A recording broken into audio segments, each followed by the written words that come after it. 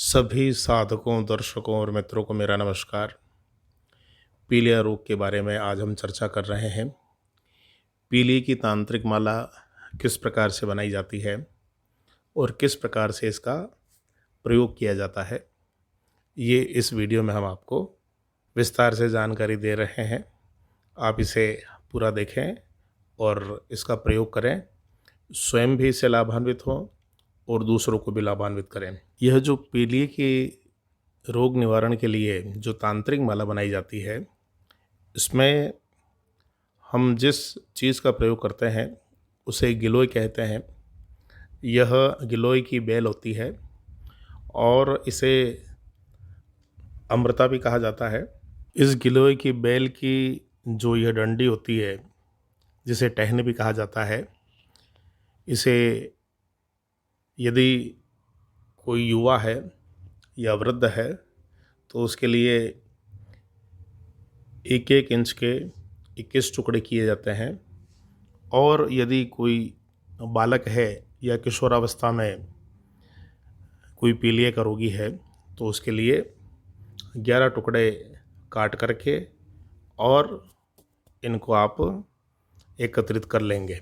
पीलिया के निवारण के लिए सबसे पहले इन गिलोय के टुकड़े को इस प्रकार से काट करके आपको एकत्रित करना है। और कुछ लोग ऐसा, जो पुराने बुजुर्ग हैं, वो गिलोय के अलावा सफ़ेद रंग का जो पुनर्नवा होता है, यह पुनर्नवे के जड़ की माला भी इसी प्रकार से बना करके पीलिया के रोगी को वे लोग गले में धारण कराते हैं।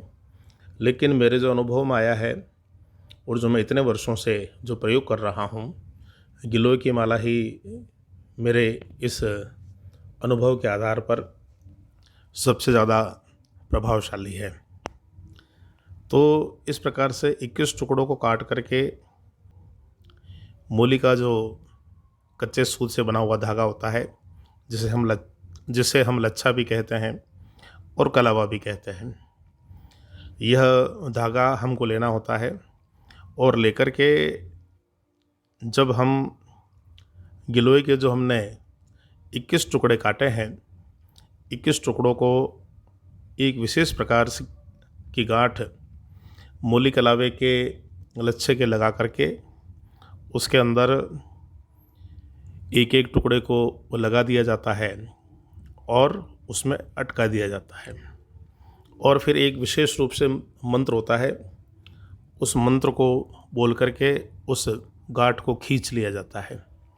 वो मंत्र भी हम आपको इस वीडियो में बताएंगे। और यह इस प्रकार जो यह गांठ लगाई जा रही है, यह गांठ लगाने के साथ ही उस मंत्र को बोल करके आपको इस मूली कलावे के धागे को खींच करके और इस गांठ को टाइट करना है। इसकी सबसे बड़ी विशेषता है कि जो भी रोगी इसको धारण करता है वह इसे अपने गले के अंदर, गले के ऊपर, सिर के ऊपर से धारण करें। जो भी रोगी इसको धारण करता है उसे सिर के ऊपर से धारण करना चाहिए। और जो ही वह धारण करता है, धारण करने के दिन से ही दूसरे, तीसरे, चौथे दिन यह माला धीरे धीरे लंबी होती चली जाती है और फिर यह पेट तक और नाभि तक, यह लगभग 6-7 दिन के अंदर नाभि तक आ जाती है। 7 दिन के बाद में इस माला को खोला जाता है। और खोलने का भी इसका एक तरीका होता है। इसको पाँव की ओर से खोला जाता है, क्योंकि सिर की ओर से इसको पहना जाता है और यह माला इतनी लंबी हो जाती है कि यह आपके पाँव की ओर इस माला को नीचे उतार करके और फिर इस माला को रोगी का हाथ से, जहाँ कहीं भी आपको आक का पौधा दिखे वहाँ पर आप उसके पास में जाकर और उसके ऊपर टाँक देवे या लटका देवे। तो यह बात आपको विशेष रूप से ध्यान रखनी है, क्योंकि यह इसलिए करना है जिससे कि कोई और व्यक्ति इससे संक्रमित ना हो सके। यह जो धागा है, यह जो माला है, यह माला दिव्य और चमत्कारिक माला है और यह केवल पीलिया रोग को ही ठीक नहीं करती। यह जो विशेष रूप से जो मियादी बुखार है, एकात्रा है, यानी कि एक दिन छोड़ करके एक दिन जो बुखार आता है उसे एकात्रा कहा जाता है। 2 दिन छोड़ करके जो बुखार आता है उसे पात्रा कहा जाता है। 3 दिन छोड़ करके जो बुखार आता है उसे तिजारी कहा जाता है।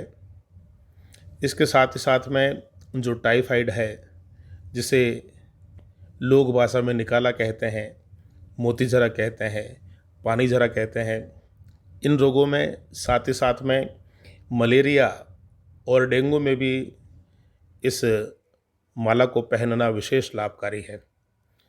तो यह अद्भुत वीडियो आप ज़रूर इसको ज़्यादा से ज़्यादा शेयर करें और जितना ज़्यादा आप शेयर करेंगे उतने ही ज़्यादा लोग इससे लाभान्वित होंगे, क्योंकि मैंने देखा है कि पीलिया रोग से इतने सारे लोग पीड़ित, दुखी और परेशान हैं कि नाना प्रकार के इलाज करा करा करके दुखी हो गए।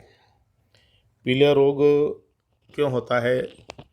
वैसे तो पीलिया एक वायरस रोग है, इससे सबसे ज़्यादा हमारा लीवर प्रभावित होता है।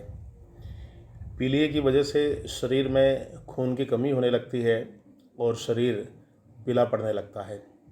हमारा पाचन तंत्र कमज़ोर हो जाता है, जिसके कारण से भूख बहुत कम लगती है और व्यक्ति को बहुत ज़्यादा मात्रा में उल्टी होती है और यहाँ तक कि उसका पानी भी नहीं पचता है और कई बार तो उल्टी के साथ में खून भी आता है।